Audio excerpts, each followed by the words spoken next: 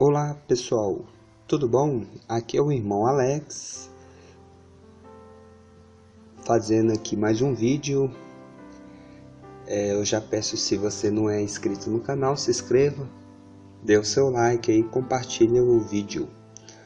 Hoje nós vamos estudar um pouquinho sobre os ensinamentos do Testemunhas de Jeová. Podemos crer no que dizem? É um conteúdo que eu achei bastante interessante e espero que venha enriquecer aí o conhecimento das pessoas que querem aprender sobre como que surgiu, quem fundou, quais os seus ensinamentos, quais os seus objetivos, beleza? Testemunho de Jeová. Vamos lá então, vamos aqui então no capítulo 1, um pouco de história.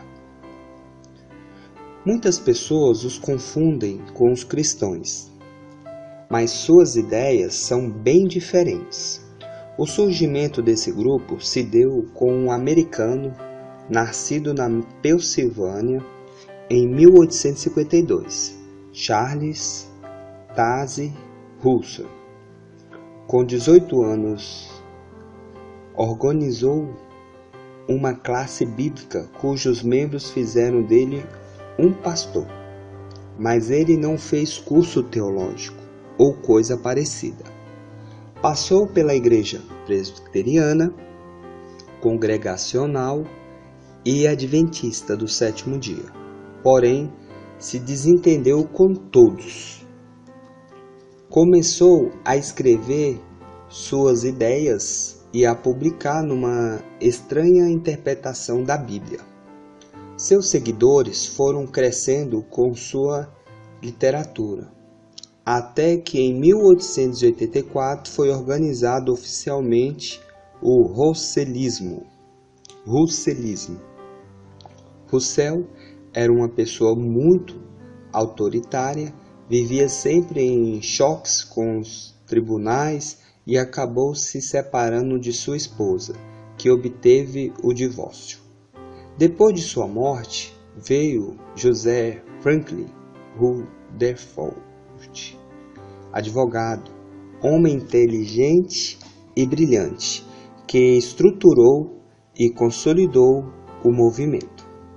Sua produção literária era enorme e também constante suas brigas com os outros líderes da seita. Construiu uma mansão para os testemunhos de Jeová do passado, Abel, Abraão, Isaque, etc., que deveriam estar voltando à terra, mas enquanto isso ele e a sua família ocupavam a mansão. As testemunhas de Jeová tiveram vários nomes: Aurora do Milênio, Associação Internacional dos Estudantes da Bíblia, Sociedade de Folhetos da Torre de Vigília, Sociedade Novo Mundo e Russelistas. No Brasil, o movimento chegou em 1923, trazido por 8 marinheiros americanos. Seu crescimento continua, tendo como base as publicações intensas de literatura, que os membros são praticamente forçados a vender. Capítulo 2. O que dizem as testemunhas de Jeová? As crenças básicas das testemunhas de Jeová são uma ressuscitação da doutrina arianista, fundada em 321 e 325 d.C., por um herege chamado Ário. Ele pregava que Jesus Cristo era criatura. Esta heresia gerou uma grande controvérsia nos séculos cristãos, em Alexandria e Egito, e terminou no primeiro concílio ecumênico da história, o Concílio de Nicéia, onde pela primeira vez se reuniram os bispos do Oriente e do Ocidente para discutir a causa arianista na cidade de Nicéia, em 325 d.C. Historicamente, o arianismo foi considerado um movimento sectarista e herético. Veremos agora as mensagens pregadas pelos Testemunhos de Jeová. Responderemos a seguinte pergunta: podemos crer nos que os Testemunhos de Jeová dizem? A tradição do Novo Mundo das Escrituras Sagradas. Ao falar acerca destes assuntos, como de fato costuma fazer em todas as suas epístolas, nas quais há certas coisas difíceis de entender, que os ignorantes e estáveis deturpam, como também deturpam as demais escrituras, para a própria destruição deles. 2 Pedro, capítulo 3, verso 16. As Testemunhas de Jeová não reconhecem nenhuma outra tradução da Bíblia para a Sociedade Torre de Vigília. Só são autênticas as fabricadas por ela, ou que têm a sua aprovação formal. Charles Taze Russell fabricou de antemão as suas doutrinas e depois procurou na Bíblia apoio para elas. E só conseguiu isso arrancando os versículos do seu contexto bíblico. O Novo Testamento, denominado pelas Testemunhas de Jeová as Escrituras Gregas Cristãs, foi lançado no dia 2 de agosto de 1950, numa Assembleia Mundial realizada naquele ano em Nova York, nos Estados Unidos. A Bíblia completa, num só volume, foi publicada em 1961 pela sociedade lá, Torre de Vigília, né? Como nenhum dos seus líderes conhecia línguas originais da Bíblia, hebraico, aramaico e grego, publicaram algumas versões já conhecidas.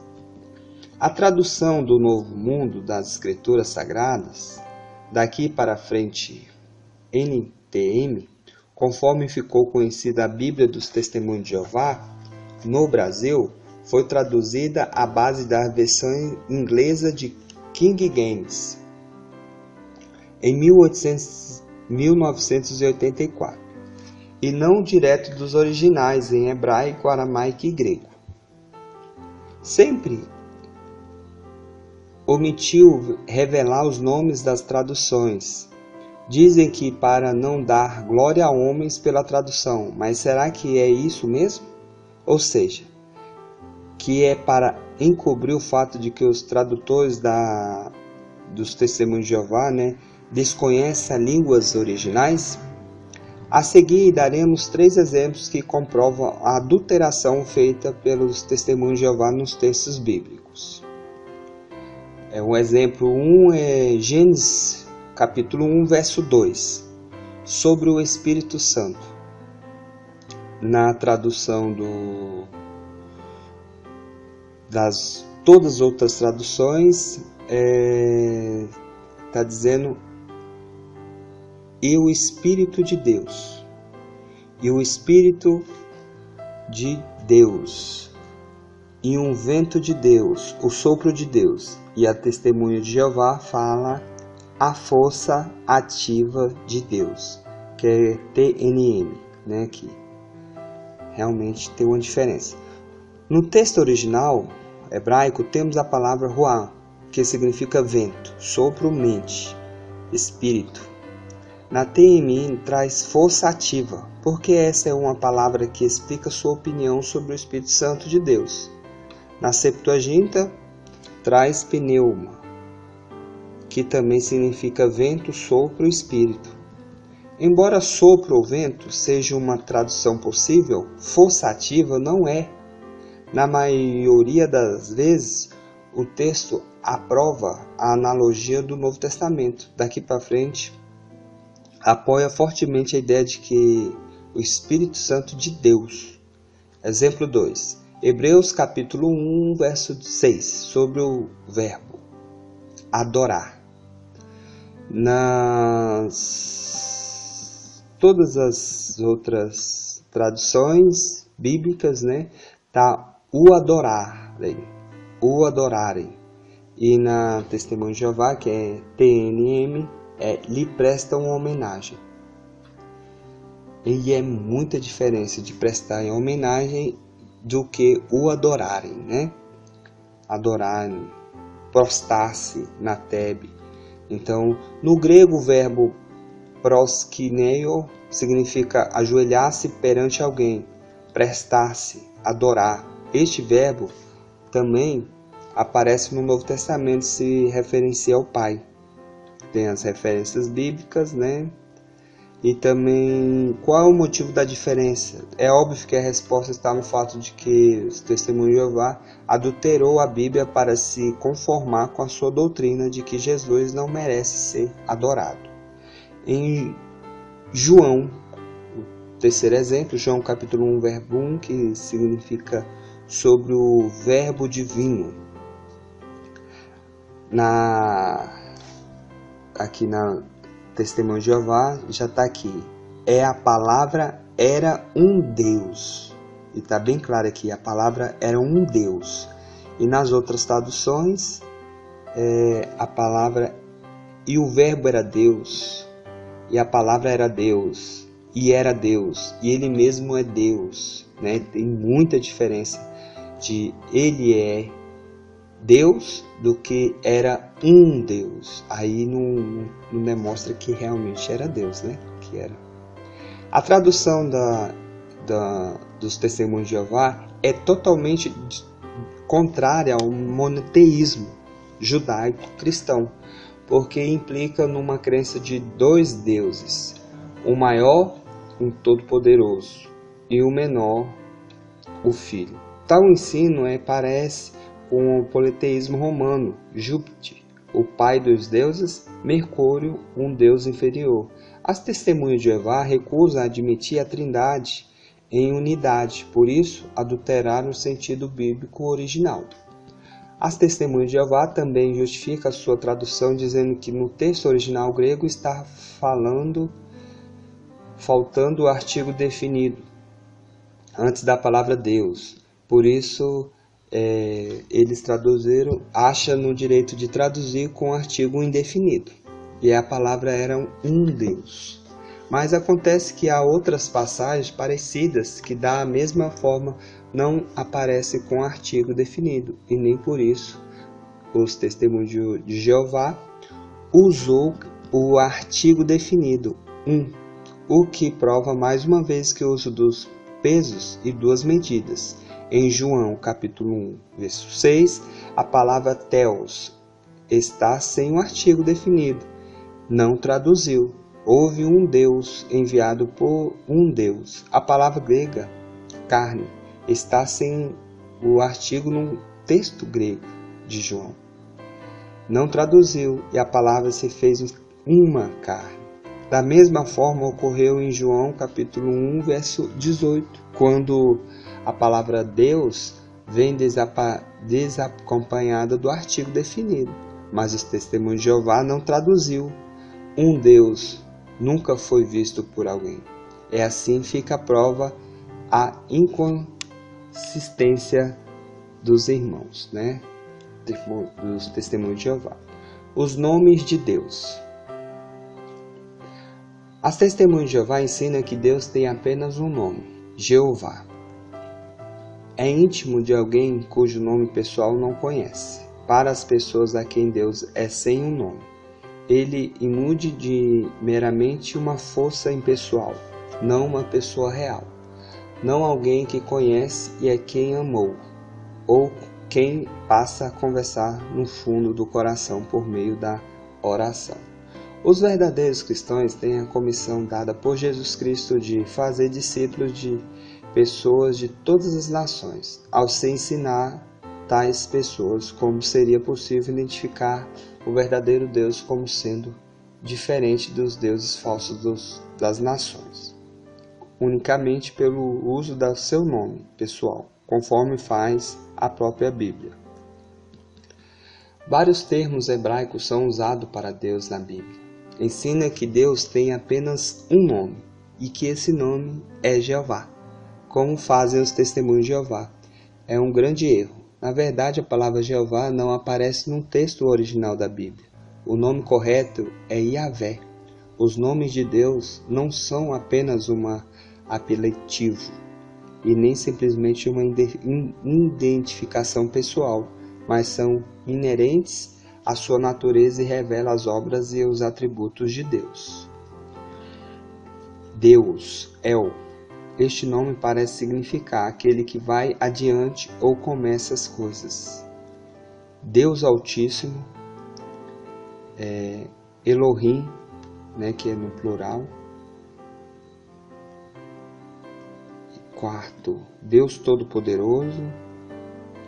5, Adonai, Yahvé, Senhor, Senhor dos Exércitos.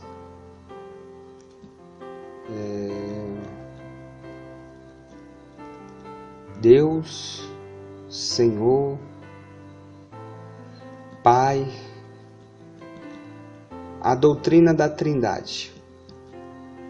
Os testemunhos de Jeová negam veemente a doutrina bíblica da Trindade e ainda distorcem o verdadeiro ensinamento da doutrina. Observe, a doutrina, em resumo, é de que há 3 deuses em um: Deus Pai, Deus Filho e Deus Espírito Santo, todos 3 iguais em poder, substância e em eternidade.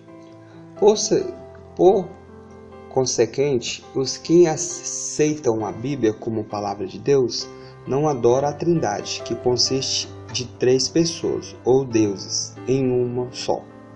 A conclusão óbvia, portanto, é que Satanás deu origem à doutrina da Trindade. A palavra Trindade vem do latim trinita, que significa estado de ser 3. Não é uma doutrina fácil de se entender, mas é verdadeira. A Trindade, embora não seja uma palavra encontrada nas Escrituras, por ser um termo teológico posterior aos tempos bíblicos, se acha exposta na Bíblia. O Antigo Testamento insiste constantemente na afirmação de que há somente um Deus. No Novo Testamento concorda, mas fala também de 3 pessoas, Pai, Filho e Espírito Santo, que operam juntos para realizar a salvação. Tem várias passagens bíblicas que afirmam isso. Portanto, a doutrina da Trindade é a união de 3 pessoas, o Pai, o Filho e o Espírito Santo, em um só Deus, sendo iguais, em torno da mesma substância, embora distintas, sendo Deus cada um das 3 pessoas. As 3 pessoas são identificadas uma com a outra, demonstrando a unidade. Há um único e verdadeiro Deus, mas na unidade da divindade há 3 pessoas eternas, iguais em substâncias, mas distintas em subsistências. Observe agora que cada uma das 3 pessoas é chamada de Deus verdadeiro. Primeiro, Pai é Deus, o Filho é Deus, o Espírito Santo é Deus, Yahvé é Deus, o Pai é Yahvé, o Filho é Yahvé, o Espírito é Yahvé. Tem aqui as passagens bíblicas, para poder estar confirmando. Deus é Yahvé, o Pai de Deus. O Pai é Deus de Israel, o Filho é Deus de Israel, o Espírito Santo é Deus de Israel. Senhor. Pai é Senhor, o Filho é Senhor, o Espírito Santo é Senhor. Veja ainda alguns atributos divinos aplicados às 3 pessoas. Eterno, o Pai é eterno, o Filho é eterno, o Espírito Santo é eterno. Criador. O Pai é Criador, o Filho é Criador, o Espírito Santo é Criador. Fonte de vida. O Pai é vida, o Filho é vida, o Espírito Santo é vida. onipotente, todo-poderoso. O Pai é onipotente, o Filho é onipotente, o Espírito Santo é onipotente. Onipresente, está em todo lugar ao mesmo tempo. O Pai é onipresente, o Filho é onipresente, o Espírito Santo é onipresente. Onisciente, sabe de todas as coisas. O Pai é onisciente, o Filho é onisciente, o Espírito Santo é onisciente. E você vê várias passagens bíblicas aqui relacionado a este estudo, né? Então eu não vou falar elas para que não ficar longo, mas vocês estão vendo aí. Se você quiser, dá pausa no vídeo, entendeu? E ver as referências bíblicas. O Senhor Jesus. As Escrituras apresentam a pessoa de Cristo como o tema central da mensagem transmitida aos homens através dos séculos até o presente. Era um tema da mensagem dos antigos profetas. Atos capítulo 3, verso 20. Compare com Atos 10, 43. Foi o tema da mensagem dos apóstolos. Atos capítulo 5, versículo 41 e 42. Vê também Atos capítulo 9, versículo 19 e 20. Foi o tema da mensagem apresentada aos judeus. Foi o tema da mensagem apresentada aos samaritanos. Foi o tema da mensagem apresentada aos gentios. E é o tema do evangelho que temos ordem para pregar hoje. Deus, de antemão, Deus amaldiçoa todo o que prega qualquer outro evangelho. Em Gálatas capítulo 1, verso 6 e 9, e 1 Coríntios 16, 22. Apesar disso, as testemunhas de Jeová rebaixam o Senhor Jesus a Miguel, um arcanjo criado por Jeová, e na mesma posição de Satanás e outros também chamados de deuses falsos. O Filho unigênito de Deus, o único Filho produzido por Jeová, este é o Filho, é o primogênito de toda a criação. Por meio dele foram criadas todas as coisas, nos céus e na terra. Ele é o segundo maior personagem do universo. É, portanto, razoável que o arcanjo Miguel seja Jesus Cristo, o anjo mais importante tanto em poder como em autoridade, e é o arcanjo Jesus Cristo, também chamado de Miguel. Mas não é Jesus chamado o Deus da Bíblia. Poderá perguntar alguém: isto é verdade? Contudo, Satanás também é chamado de Deus? Vejamos então o que a Bíblia nos diz sobre o Filho de Deus. A humanidade de Jesus. Jesus Cristo era o Filho do homem, conforme ele mesmo se proclamou. Nessa qualidade, ele é representado de toda a humanidade, para ele convergir as linhas de nossa comum humanidade.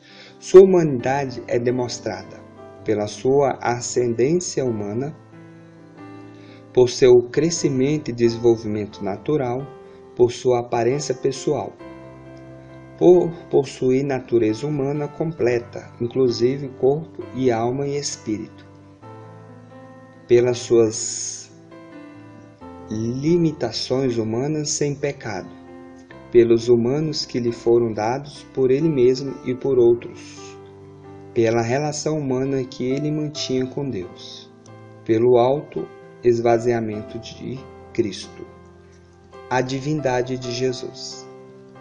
O fato consumado na Bíblia que Cristo é Deus, em João capítulo 1, verso 1, João capítulo 20, versículo 28 e Atos capítulo 20, versículo 28, Romanos, Tito e 2 Pedro, mas também possa haver algumas dificuldades de interpretação em alguns textos bíblicos que as testemunhas de Jeová fazem questão de nos lembrar.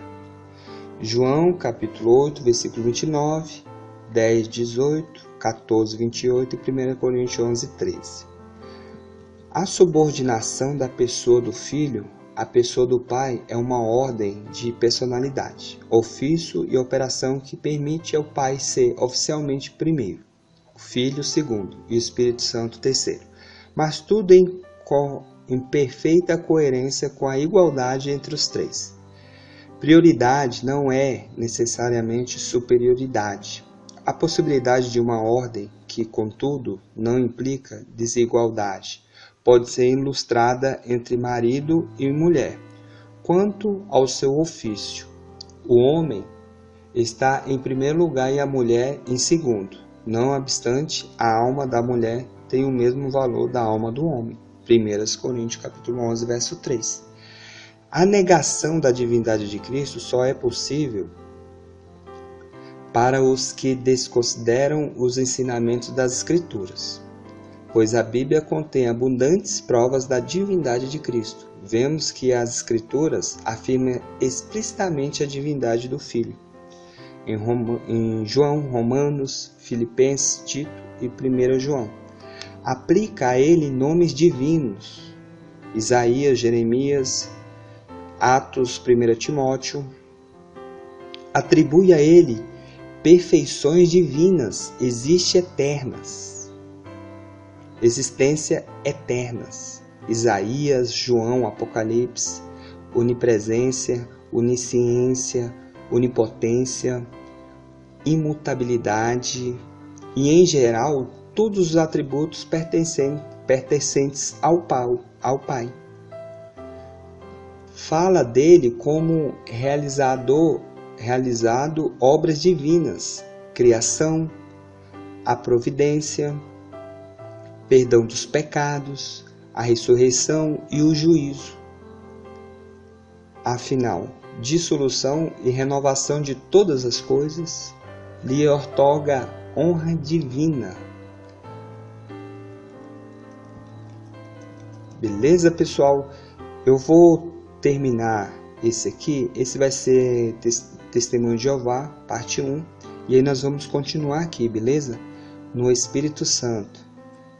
Aí nós vamos seguir os ensinamentos, para que não venha ficar um vídeo muito grande. Mas dá um like aí, e eu creio que nós vamos estar aprendendo muito com esses ensinamentos. Um abraço e fique na paz.